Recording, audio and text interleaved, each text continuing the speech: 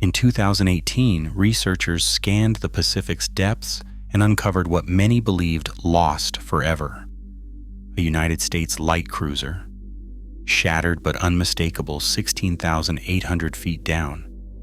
This was USS Helena, once the iron hammer of Pearl Harbor's defense, now the deepest American cruiser wreck ever found. How did the Navy's Fighting Lady of the Solomons endure a torpedo storm, rescue her crew, and vanish into the abyss for 75 years? The truth behind her rise, sacrifice, and rediscovery rewrites naval legend. New York.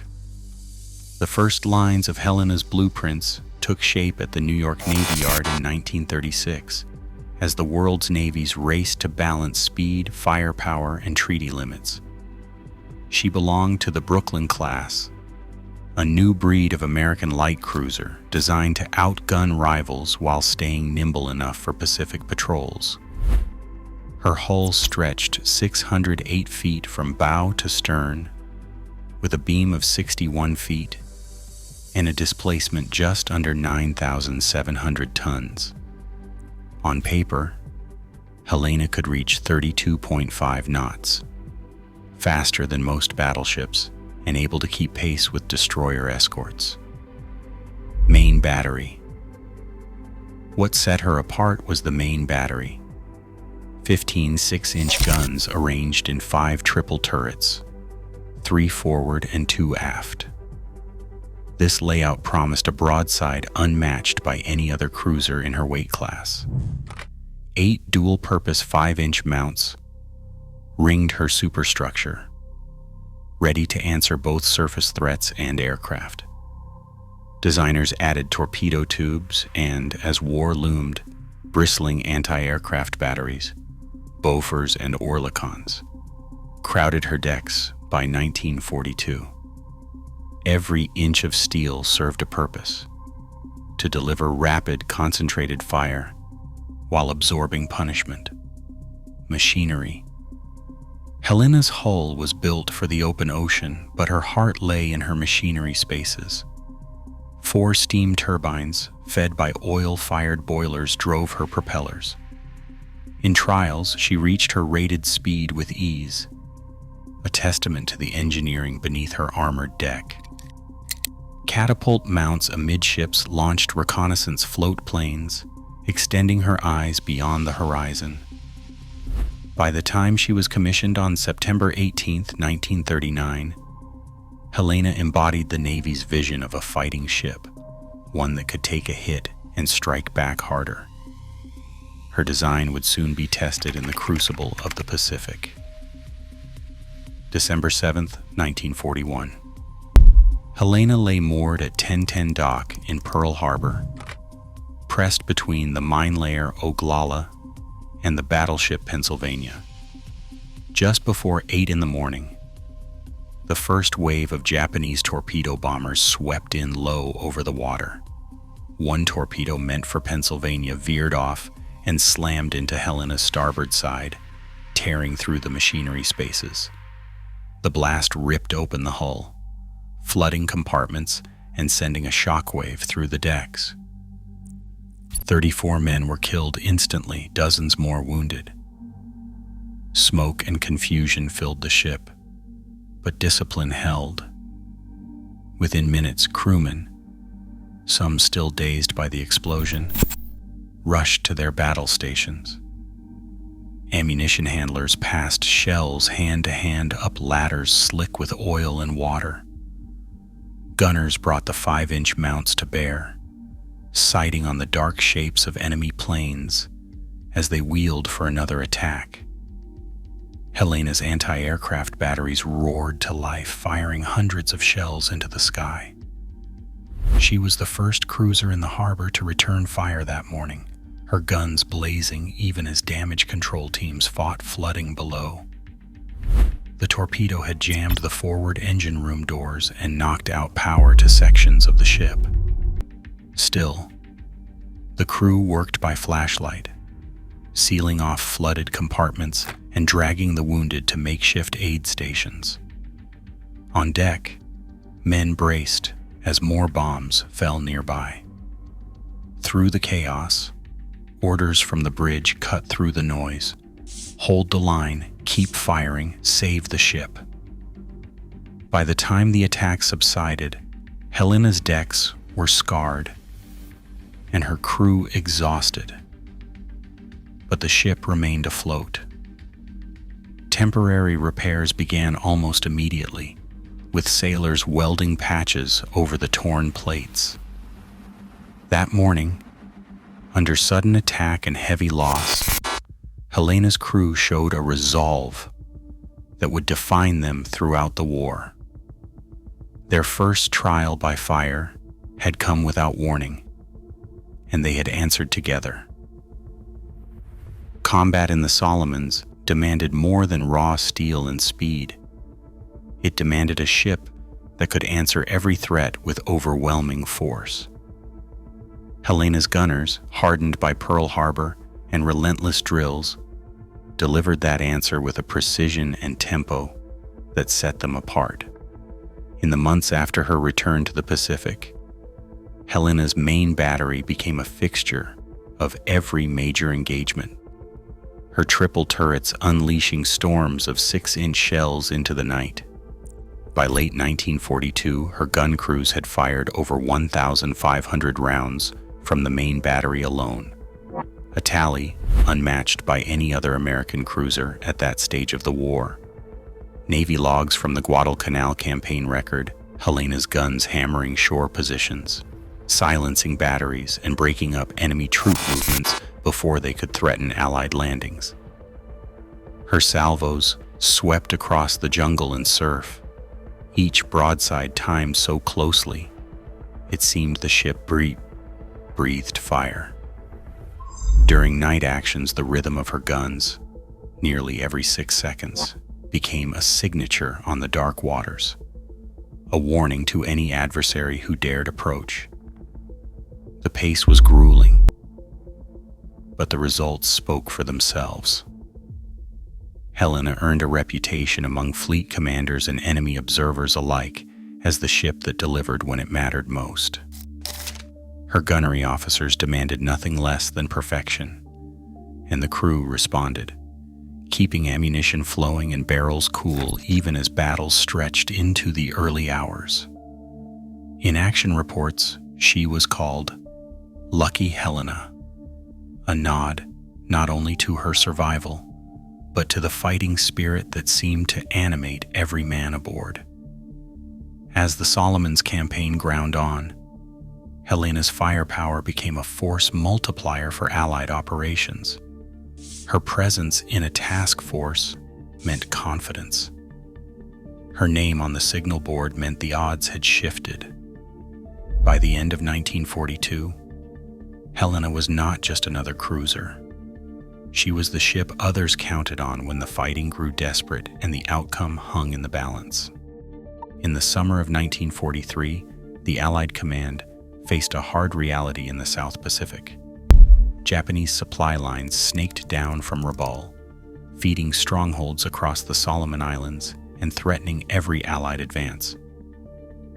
Operation Cartwheel set its sights on New Georgia, aiming to cut these arteries and strangle Japan's reach. The plan demanded more than brute force. It required swift, coordinated strikes deep into enemy waters, where every mile brought new risks. Task Group 36.1 formed the sharp edge of this strategy. USS Helena, USS St. Louis, and USS Honolulu, 3 Brooklyn-class cruisers, were paired with destroyers to sweep the Kula Gulf under cover of darkness. Their orders were simple: intercept Japanese reinforcements bound for Kolombangara and keep the invasion beaches at Rendova and New Georgia secure. The timing was precise. On July 5, 1943, as Marines dug in ashore, the cruisers slipped from Tulagi, threading through narrow channels mapped by reconnaissance and coast watchers. Every move was calculated to avoid enemy spotters and to maximize the element of surprise. Maps in Allied war rooms traced the supply routes like veins across the sea.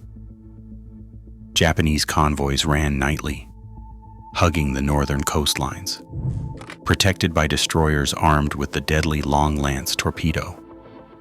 To break this chain, the Americans needed speed, firepower, and the ability to fight in the blackness of night.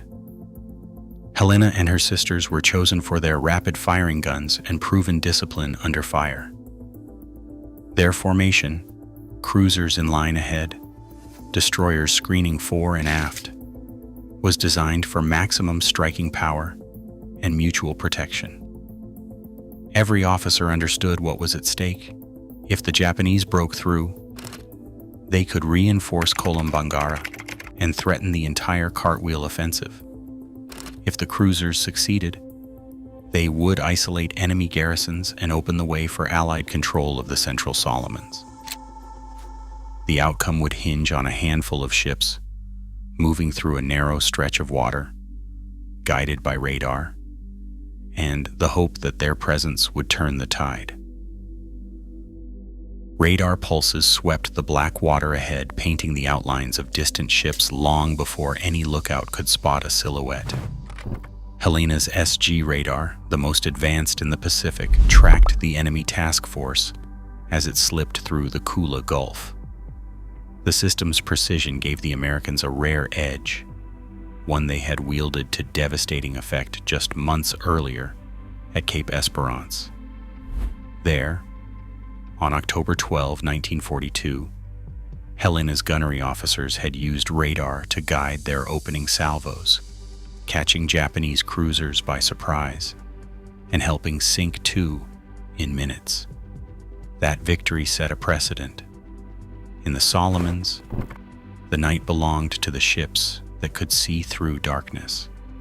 Now, Helena held the center of the formation, her radar operators calling out bearings and ranges as new contacts appeared. The enemy destroyers moved fast, relying on speed and discipline, but their approach could not escape the radar sweep. Every officer on the bridge knew what these ships carried. Type 93 Long Lance torpedoes, the most feared weapon in the Japanese arsenal. Capable of running more than 20 miles at almost 50 knots, they struck without warning, invisible beneath the waves. Aboard Helena, the gun crews stood ready. Ammunition handlers loaded shells into the breeches, each turret crew drilled to keep up a relentless pace. In the opening moments, the main battery could unleash a broadside nearly every 6 seconds, faster than any other ship afloat. The first flashes of gunfire cut through the night, the rhythm of the turrets echoing across the water. Each salvo found its mark by radar, not by sight, and the Japanese ships shuddered under the barrage. Confidence ran high in those early minutes. The Americans had the initiative, their technology and training turning darkness into an ally. But the enemy was closing, and every man aboard Helena understood that radar, for all its power, could not stop a torpedo already in the water. The battle's opening belonged to the gunners. What came next would test the ship's luck and the crew's resolve. First strike, 12:57 a.m. The first Long Lance torpedo strikes Helena forward of the bridge, just below the waterline near the boiler rooms. Steel plates buckle. Compartments flood in seconds. Lights flicker as electrical circuits short out, but the guns keep firing. In the plotting room, men scramble to hold the line, even as seawater pours into the lower decks. Second strike, 12:59 a.m. A second torpedo slams into the ship's midsection. The explosion tears through the hull with brutal force, nearly splitting Helena in two. Bulkheads crumple. Steam lines rupture. The deck heaves underfoot as the ship's spine begins to give way. Amid the chaos, turret crews fight to maintain their rhythm, shells still flowing up from magazines now filling with water. The sound of rending metal drowns out orders from above. In the engine spaces, men are thrown from their posts as machinery tears loose from its mounts. Third strike. 1:05 a.m. The third torpedo finds its mark amidships. The blast is catastrophic. Water floods through the shattered hull, sweeping through passageways, swallowing compartments whole. The bow and stern rise, twisting apart as the center of the ship collapses. Sections of deck buckle and snap. The forward superstructure tilts, then slides away into the black water. Fires break out along the wreckage, flickering briefly before the sea claims them. Within minutes, Helena's fate is sealed. The ship lurches violently, breaking into three main sections. The bow and stern, momentarily upright, slip beneath the surface. Hundreds of crewmen are hurled into the oil-slicked sea, some still clinging to life rafts, others grasping at floating debris. The thunder of gunfire is replaced by the rush of water and the cries of men scattered in the darkness. Above them, the surface closes, leaving only wreckage and silence where a fighting ship once stood. More than 600 men plunged into the black water, their ship gone beneath them. Oil slicks burned their eyes and coated their skin, while the wreckage drifted in slow circles. Some clung to battered rafts, others to planks or empty cans, counting hours by the changing sky. For 3 days, the currents scattered survivors across miles of open sea. Sharks circled, wounds festered, and thirst gnawed at every thought.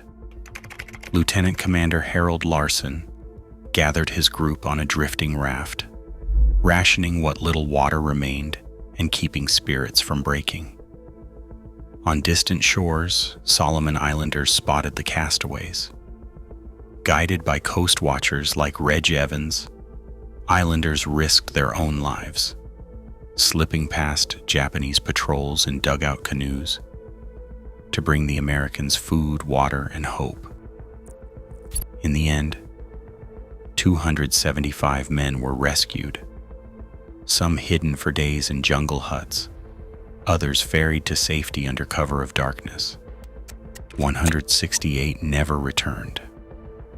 Every survivor owed his life to the courage of strangers who answered their distress. 3.5 hours after the remotely operated vehicle slipped beneath the Solomon Sea, the cameras settled on a battered hull resting at 16,800 feet, deeper than any American cruiser ever found. The first clear sweep of the stern revealed a single, unmistakable detail: the hull number 50, still visible through decades of silt and corrosion. To the petrol expedition leader, it was the final proof. Photogrammetry confirmed the triple 6-inch turrets unique to Helena's class, while catapult mounts for float planes and the radar pedestal, once the ship's technological edge, remained in place atop the bridge. The wreck lay in 3 main sections, precisely as survivor accounts and wartime reports described after the night of July 6, 1943. Forensic mapping matched the orientation and breakpoints to the torpedo impacts recorded in 1943 logs. In the words of the expedition's maritime archaeologist, every feature, every wound, matches the ship and the story. There is no doubt this is Helena. USS Helena's final resting place is protected by more than ocean depth. Under the Sunken Military Craft Act of 2004, her wreck is recognized as a war grave, off limits to salvage and shielded from disturbance by law and by principle. This statute ensures that Helena remains undisturbed, a promise kept to those who served and to those who wait ashore. Navy legal counsel affirms that any unauthorized intrusion is not just illegal, it is a violation of the respect owed to the fallen. For the families, this protection carries weight. When the discovery was confirmed, the Navy organized virtual briefings, connecting descendants with historians and expedition leaders. Some brought old photographs. Others shared stories handed down across 3 generations. Together, they honored 7 battle stars, the most awarded to any Brooklyn-class cruiser, and the ship's enduring motto, "Strike fast, strike hard." Helena's legacy now rests not only in the records of battle, but in the shared commitment to memory and reverence, guarded by law and by living remembrance. Today, Helena's wreck lies protected under United States law, a silent witness to the price of conflict and the resilience of those who serve. As oceans yield up their secrets, each discovery renews our duty to remember, not just the metal, but the human cost. Some losses echo far below the surface, asking if we still hear their call.